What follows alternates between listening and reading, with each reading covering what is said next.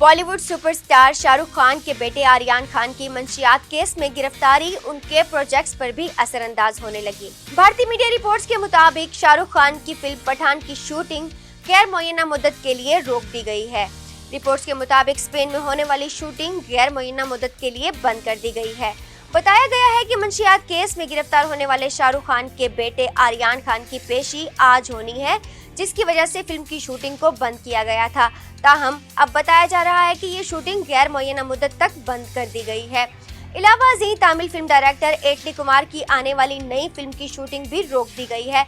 वाज़ेह रहे कि चंद रोज कबल भारतीय इंसदादे मंशियात इदारे नारकोटिक्स कंट्रोल ब्यूरो ने क्रूज शिप पर एक पार्टी के दौरान छापा मारकर शाहरुख के बेटे आर्यन खान को हिरासत में ले लिया।